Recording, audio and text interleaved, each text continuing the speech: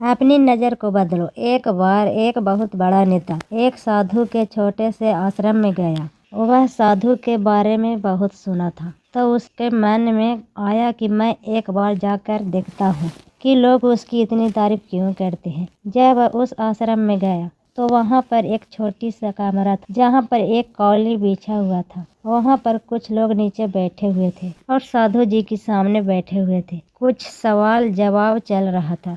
जब नेता उस आश्रम में आया और उस नेता के साथ में 4 बॉडीगार्ड भी, और उसकी यह आदत थी कि जहाँ पर भी वह जाता था लोग अपनी जगह से खड़े हो जाते थे और उसकी तरह देखते थे, हाथ जोड़ते थे और सर झुकाते थे। लेकिन यहाँ पर ऐसा कुछ भी नहीं हुआ। साधु व्यस्त होने के कारण उसकी तरफ देखा तक नहीं। तभी नेता को लगा कि यह मेरी बेइज्जती है और वह इस बात से गुस्सा हो गया। नेता ने थोड़ा गुस्से से साधु की बात बीच में काटते हुए कहा कि मैं आपसे कुछ कहना चाहता हूँ। साधु ने उसकी तरफ देखा और बोला, आप थोड़ी देर रुकिए, पहले मैं इनके सवाल का जवाब दे दूँ, उसके बाद मैं आपसे बात करता हूँ। तब तक आप अगर चाहे तो आप बैठ सकते हैं। बस साधु का इतना कहने की ही देरी थी, नेता का चेहरा गुस्से से लाल हो गया और फिर उसने अपना सारा गुस्सा उस साधु पर निकाल दिया। अभी तक वह नेता बहुत तमीज से आप कह करके बात कर रहा था, लेकिन अब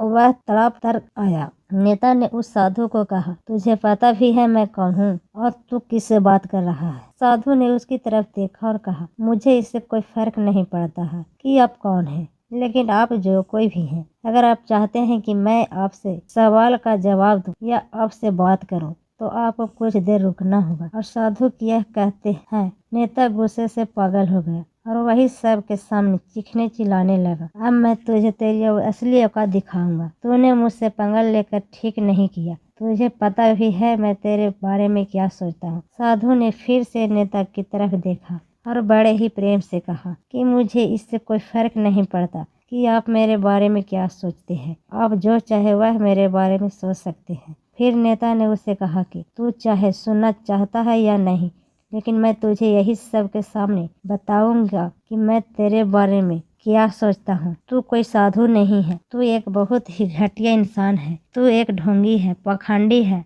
और यहाँ पर जितने भी लोग बैठे हैं उन सबको बेवकूफ बना रहा है। तेरा बस एक ही मकसद है, इन लोगों की जेब से जितना भी पैसा है वह सब तेरे पास में आ जाए। तू अपने फायदे के लिए इन लोगों का इस्तेमाल कर रहा है और अब मैं तुझे नहीं छोड़ने वाला हूँ। पूरी दुनिया के सामने तेरा पर्दाफाश करूंगा। लेकिन उसके इतना बोलने के बाद भी हल्की सी मुस्कान उस साधु के चेहरे पर बनी रही। यह देखकर वह और भी तिलमिला गया और उसने कहा, अब बहुत हो गया, अब मैं यहाँ 1 मिनट भी नहीं रुकने वाला, लेकिन अभी भी तेरे पास मौका है। अगर मुझसे माफी मांगनी है या मुझसे कुछ कहना है तो कह सकते हो। इतना सब होने के बाद भी साधु के चेहरे पर एक मुस्कान थी और वह बिल्कुल शांत था। और फिर उन्होंने अपनी आंखें बंद करी और फिर साधु ने अपनी आंखें खोली, हाथ जोड़े और कहा कि मुझे आपसे कोई गिला शिकवा नहीं है, आपके लिए मेरे मन में कोई भी गलत ख्याल नहीं है। जो भी मेरे बारे में आपने कहा वह आपकी अपनी सोच, तो मुझे आप में कोई भी बुराई नजर नहीं आती है। मुझे आप बहुत ही भले इंसान लग रहे हैं। और साधु की इतना कहते ही नेताजी का दिमाग 7वें आसमान पर पहुंच गया। उसके चेहरे पर एक अजीब सी खुशी थी, क्योंकि उस साधु ने वही कहा जो बाकी सब लोग उस नेता को कहते हैं। और वह खुशी खुशी उस आश्रम से अपने घर की तरफ चला गया और जा करके अपने पिताजी के साथ में बैठ गया। उसके पिताजी ध्यान में थे। उन्होंने पूरी जिंदगी सिर्फ लोगों की सेवा करी और बदले में कुछ भी उम्मीद नहीं किया। तो थोड़ी देर बाद जब उन्होंने अपनी आंखें खोली और देखा अपने बेटे को अपने साथ बैठे हुए, तो उनके बेटे के चेहरे पर